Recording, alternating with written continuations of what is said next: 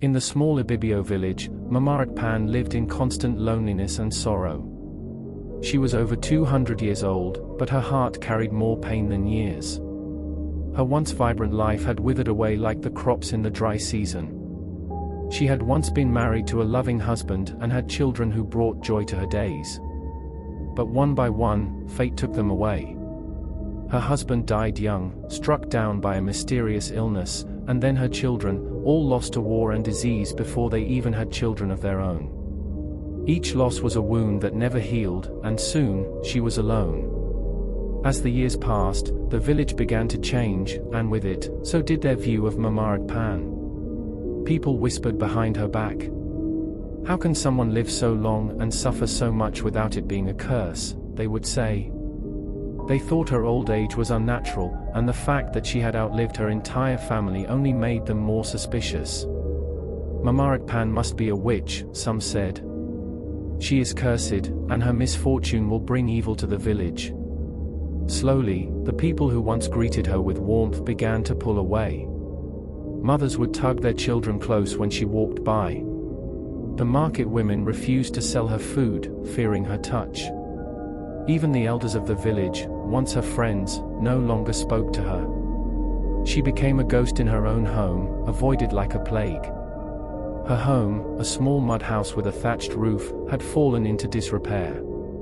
The walls cracked and crumbled, and the roof leaked whenever it rained. She no longer had the strength to fix it, and no one came to help. Her small garden, which once bloomed with vibrant plants, was now overrun with weeds. The once warm fire in her hearth had long since grown cold. Mamaratpan's days were filled with silence and sorrow. She spent hours sitting on the floor of her home, her bony hands resting in her lap, staring at the walls as if waiting for something, anything, to break the stillness. At night, she would cry herself to sleep, praying to the gods to end her suffering. "Why do you keep me here, Abasi?" she would ask the sky. "Why let me live when my heart is filled with such pain? I have nothing left. Let me join my family in death." But her prayers were never answered. The villagers' fear of her only grew over time. Whenever something went wrong, a poor harvest, a sudden illness, or an unexpected death, they blamed her. "It's Mamaratpan," they said. "Her curse has brought this upon us."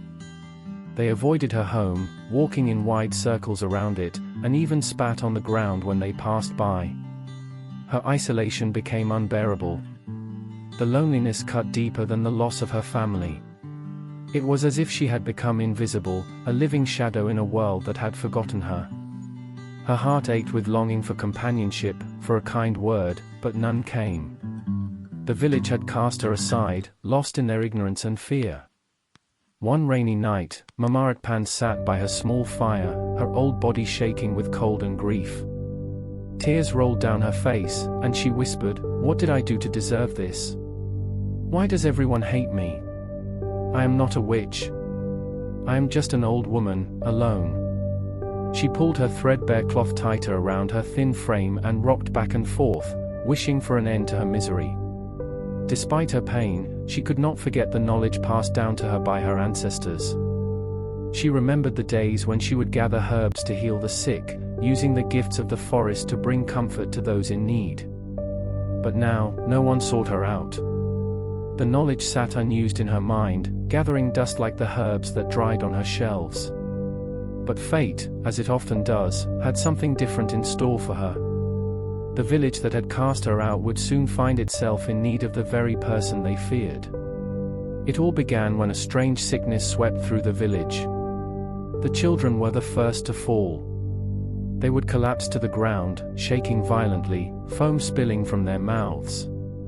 The villagers had never seen anything like it before, and they were terrified. The local healer tried everything he knew, using English medicines brought by the traders, but nothing worked. The sickness spread, and soon, even the strongest men were affected. No one knew what to do. In their desperation, the villagers gathered to discuss a solution. Elder Edem, a respected man in the village, finally spoke up. "We have forgotten our old ways," he said, his voice firm.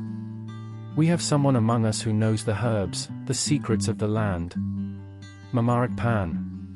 She is not cursed. She is wise. We must ask her for help. At first, the villagers hesitated. They were afraid of her, of the rumors that had surrounded her for so long. But as more people fell ill, they realized they had no other choice. A young mother, desperate to save her son, was the first to visit Mamarak Pan. She knocked hesitantly on the old woman's door, her voice trembling. "Please," she said, "my child is sick. No one else can help him. Will you help us?" Mamarak Pan, though tired and broken from years of loneliness, did not hesitate.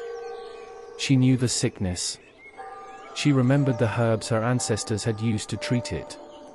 Gathering her strength, she walked into the forest, collecting the leaves and roots she needed to create a cure. That night, she brewed a mixture, her fingers moving with the ease of someone who had done it countless times before. The next morning, the mother returned, and Mamarak Pan gave her the potion for her son. "He will be well," she said softly. And he was. Word spread quickly through the village. Mamarak Pan had saved the boy, and soon, more people came to her, begging for help. Men suffering from elephantiasis came with swollen legs, women with fevers and children with mysterious rashes. One by one, Mamarak Pan treated them all, using her knowledge of herbs to cure what English medicines could not. The village, once so cold and distant, began to see her for what she truly was, a healer, a woman of great wisdom, not a witch. The fear and ignorance that had surrounded her melted away as she healed one person after another. Her plight and her suffering were no longer hidden. The villagers began to speak openly of their regret, realizing the harm they had caused by abandoning her when she needed them most. Elder Edem called another meeting, standing before the people and saying, "We were wrong to fear her. Mamarak Pan is not cursed. She is a gift to us. Old age is not a curse, it is a blessing, for it carries wisdom and knowledge that we must cherish." From that day forward, Mamarak Pan was no longer shunned. She lived the rest of her days surrounded by respect and love, teaching the younger generation the healing ways of their ancestors. She had suffered greatly, but in the end, she found peace, knowing that her wisdom would live on long after she was gone. And so, the village learned a valuable lesson: old age is not a curse, but a blessing.